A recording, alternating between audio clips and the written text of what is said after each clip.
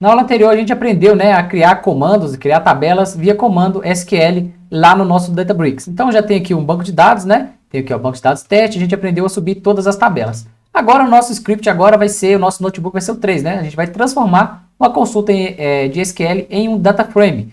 Muitas vezes a gente vai se deparar com isso. Então, eu tenho arquivos e bancos de dados, né, simulando o nosso teste aqui. Se não deu certo, você verificar, né, se desligar o seu cluster aqui, igual eu falei, você vai perder os dados das suas tabelas, normal, mas os seus DBFS, né, os arquivos que a gente subiu, não vai perder. E aí você pode dar um luau no notebook 2, né, criando tabela via comando SQL. Foi o que a gente fez na aula anterior, né, eu já mostrei para você como faz isso. Se você perdeu, né, tá bem no finalzinho da aula. Se você perdeu, pode voltar lá, ver a aula completinha, que você vai aprender a fazer isso, né? Mas aqui também eu mostro como que a gente vai fazer na prática. Mas você pode já vir lá para facilitar, né, e rodar todo esse script, né, do notebook número 2, tá bom? 2. Criando tabelas via comando SQL que vai finalizar e vai criar esse dataset pra gente. E muitas das vezes é isso, né? Se eu tivesse no ambiente cloud aqui, já conectado diretamente, eu iria ver os bancos de dados disponíveis na minha plataforma cloud, né? Seria ali os bancos de dados do meu setor, da empresa, iria ver todas as nossas tabelas, né? Simulando que seria tabelas ali do nosso banco de dados. A gente fez aqui manual, só para a gente ter de exemplo, né? E usar a versão free ali. Mas a gente já conseguiria ver tudo ali da nossa empresa.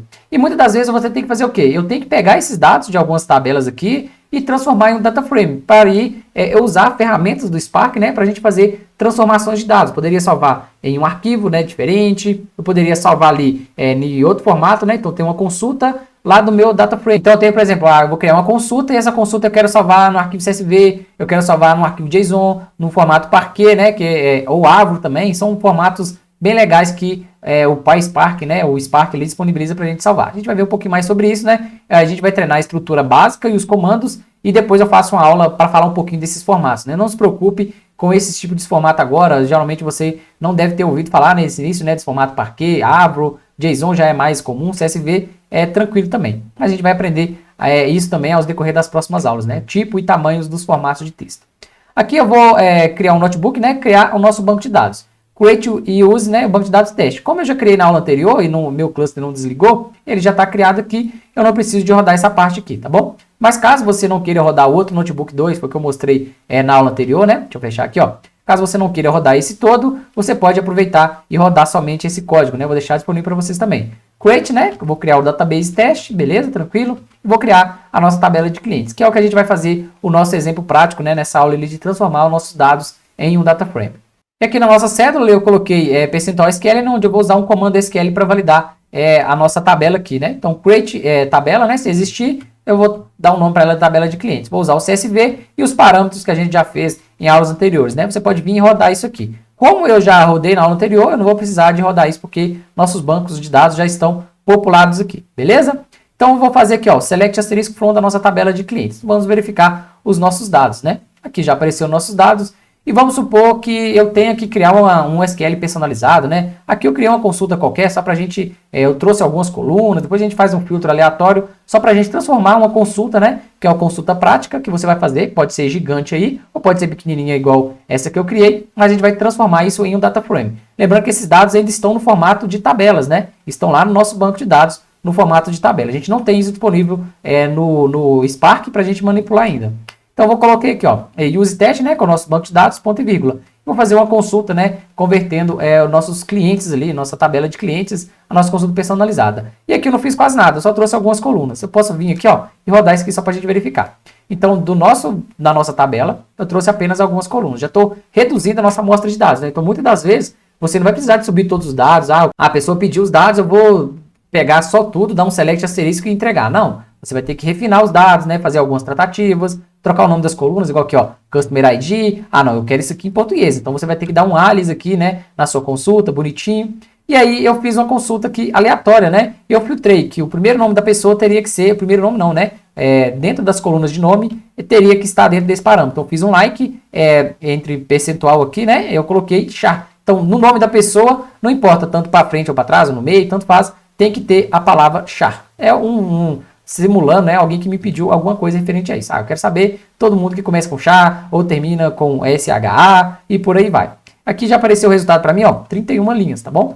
Então selecionei algumas colunas e ainda fiz o filtro de restrição, né? Aqui eu poderia colocar por exemplo, end, né? End, ID, in, sei lá, vou colocar ID, vou colocar o 2, vírgula, vou colocar aqui também, né?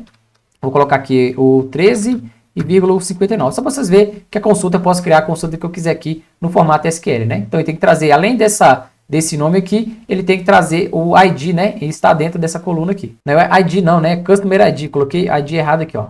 Customer ID é igual ao que tiver dentro de parênteses. Agora sim, ó, ele trouxe certinho e trouxe apenas os 3 resultados, né? Vou deletar isso aqui só para você verificar que você vai fazer os filtros comuns que você vai utilizar na linguagem SQL.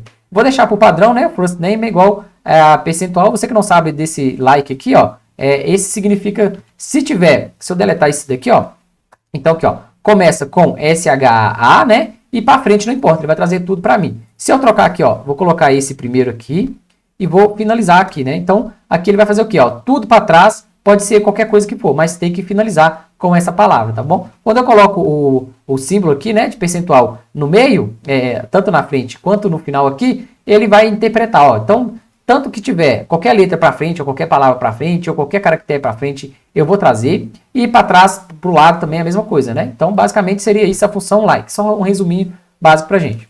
Então, eu trouxe aqui, ó, 31 linhas. Foi isso que a pessoa me pediu. A pessoa do meu setor quer saber. As pessoas lá que começam ou terminam com o SHA.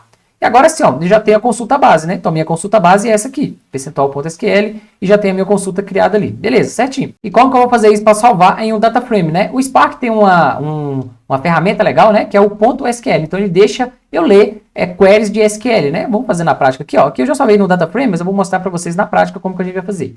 Então, a minha query, eu usei o método SQL. Então, aqui em cima, eu usei o método SQL só para me verificar os dados, né? Não, é realmente isso que eu quero, né? A minha construção dos dados está nessa query aqui. Mas eu quero ver isso no data frame, né? Então, eu vou colocar aqui, ó, Spark, né? Spark.sql.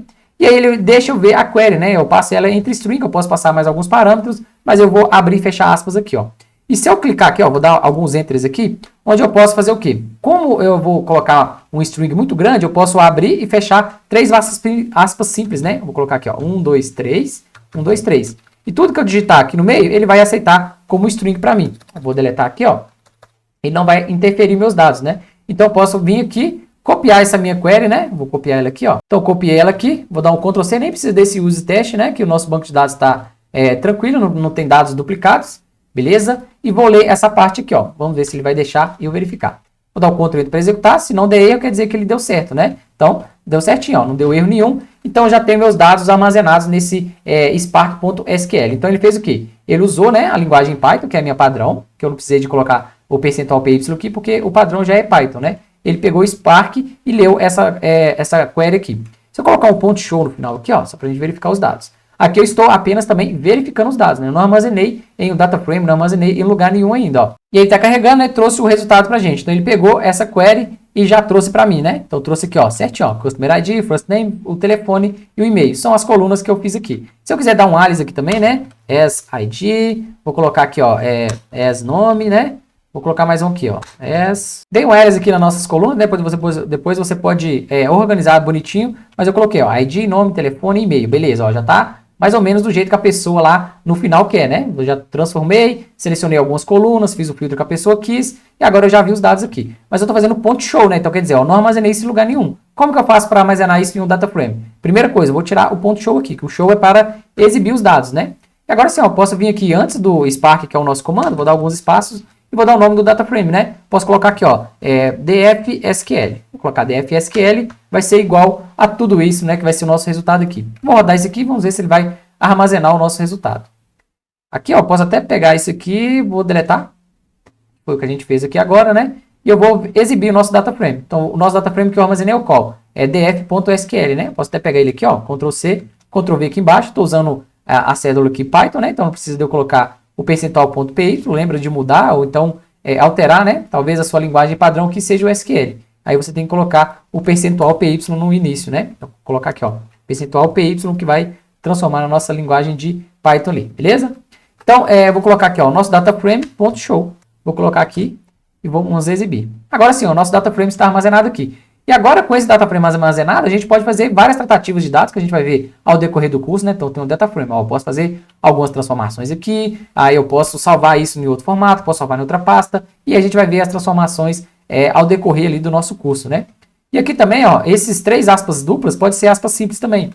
Então eu vou trocar isso aqui, ó. Vou colocar 1, 2, 3. Vou deletar tudo aqui, ó. 3 simples e vou colocar 3 simples aqui em cima. 1, 2, 3.